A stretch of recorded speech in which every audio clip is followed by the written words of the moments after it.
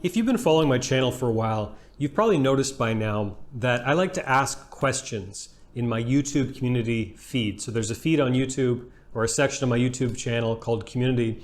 And quite frequently, I like to pose questions to you guys about various issues relating to jealousy, relationships, your personality. I basically just want to get to know my viewers better, obviously, so I can make better videos. And I posted a question recently about meditation, and the answer really surprised me. So I wanted to take a minute today in today's video and dispel some of the myths around meditation. I thought about recording a video talking about all the virtues of meditation, all the benefits of meditation, but I also think it's important to dispel some of the myths around meditation. So in today's video, that's exactly what I'm going to do. My name is Zachary Stockill, and since 2013, I've been helping men and women from all over the world overcome retroactive jealousy, overcome obsessive jealousy, and often save their relationships. If you'd like to work with me one-on-one, you'd like more information about my work, please visit my website at retroactivejealousy.com. And while we're talking about meditation, I'll also mention that I just released my new audio series, Beyond Retroactive Jealousy, More Guided Meditations, which is my sequel series to my previous guided meditation series, Overcoming Retroactive Jealousy. Beyond Retroactive Jealousy, an all-new collection of guided meditations specifically designed to help you overcome retroactive jealousy, is available right now. You can click the card that will magically appear above my head, or you can click a link in the description of this video to learn more. So I posted a poll recently on my YouTube channel asking basically about the frequency which my audience meditates at. Basically, how often you guys all meditate. And the answers somewhat surprised me. So the potential answers were it was something like a few times a day, a few times a week, never, or something in between. I think once in a while. And basically, over half of the respondents to the poll said they never meditate. So over half of you guys watching this video never meditate. Now don't worry if you're starting to roll your eyes. I'm not here to scold. I'm not going to say all of you have to be meditating. That's not what I'm interested in with this video. But basically, my basic philosophy around meditation is that there's a lot of nonsense ideas out there around meditation. I think in some ways meditation is oversold, overhyped. I think sometimes people prescribe medication as the cure-all to life's ills, when in reality, meditation is an enormous tool, but it's not the only tool you need in your toolbox. But basically, I want to take this opportunity to dispel a few myths around meditation as I see it, in the hopes that more of you will try for yourselves and experience for yourselves the incredible benefits of meditation. And just very briefly, before I get into the myths, the big reason why I talk about meditation all the time, the big reason why meditation is such a big part of my online courses, my book, I've done 2 guided meditation collections now.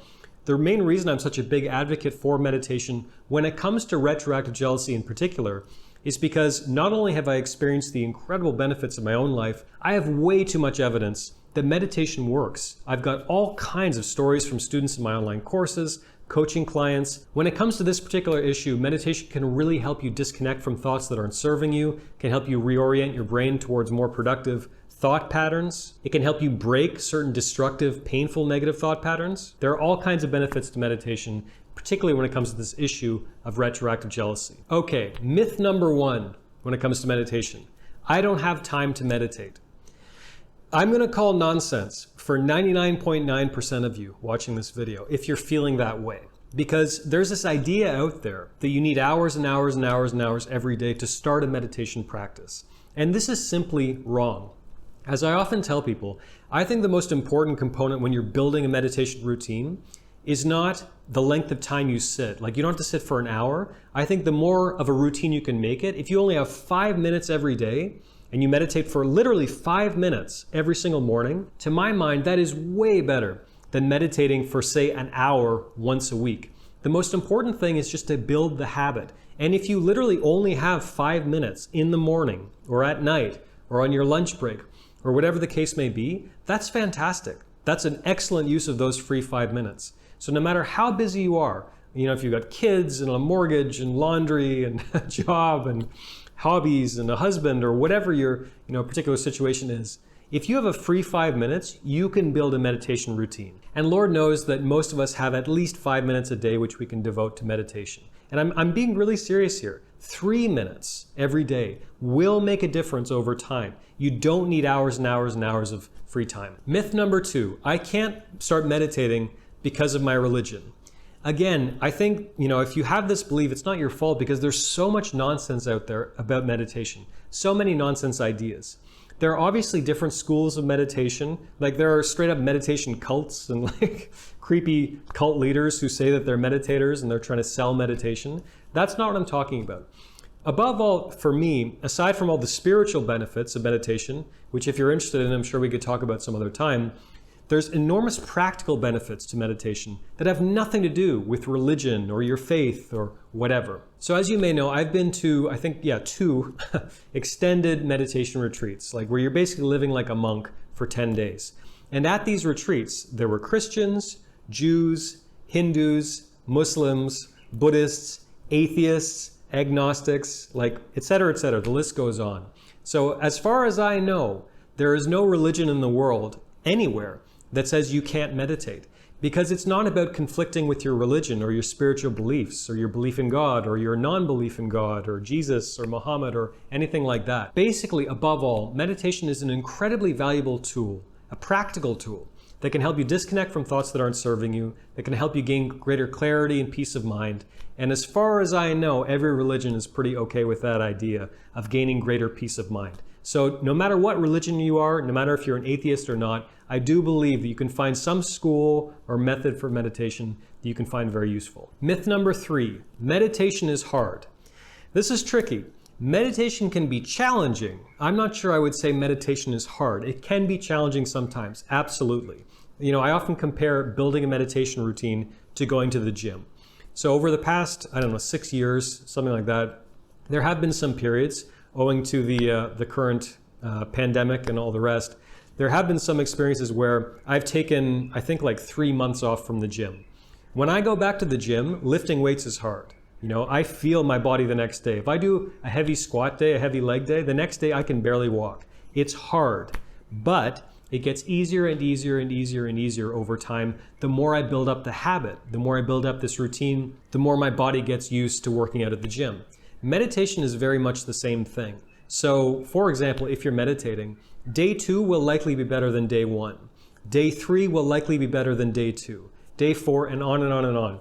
Of course, you're going to have challenging moments. You're going to have challenging days. You're going to have days when you're sitting there, you're meditating. It seems like the intrusive thoughts come and it's difficult to shake them. Of course, you're going to have challenging moments, but meditation isn't hard.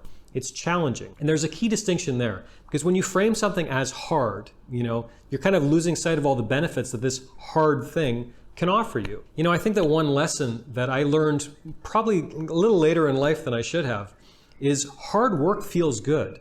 Yes, it's hard, but it feels good. It's worth it. I like hard work. I like having days like today when I had a bunch of coaching calls and I'm recording videos and I'm responding to emails and all the rest. It's hard, but I enjoy it. It's actually energizing, and there's incredible benefits to my hard work. So meditation is challenging sometimes, but I wouldn't frame it as being hard.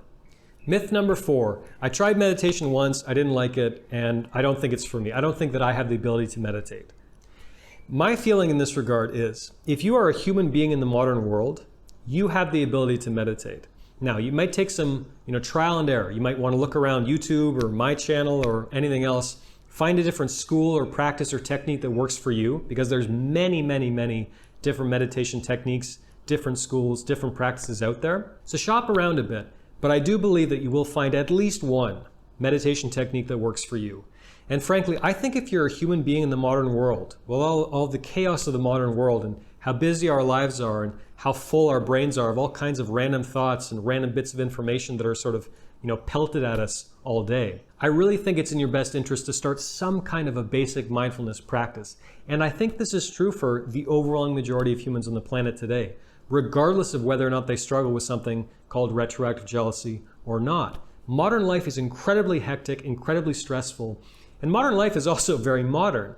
Human beings have not been living in this sort of information overload world for very long. We haven't evolved properly to really catch up with the modern world and all the challenges it poses. All the challenges it poses to our mental health, to our sense of calm and sense of well-being. So I really think if you're a human being in the modern world, it's really in your best interest to meditate. Again, aside from jealousy, It's just an incredible tool to sort of stay grounded, stay calm, get work done, focus on what really matters, and in general enjoy a greater sense of calm and tranquility and peace of mind throughout your day. Thanks for watching this video. Thanks for listening. I hope you got something out of this little rant in defense of meditation. And if you got anything out of this, please take a minute to let me know by clicking the like button below, making sure you're subscribed to my channel, hit the notification bell. And while you're at it, I would love to hear from you, your experiences with meditation, your questions, anything else like that. Please leave a comment beneath this video as well, and I'll do my best to get back to you. Thanks for watching, thanks for listening, and I'll talk to you again very soon.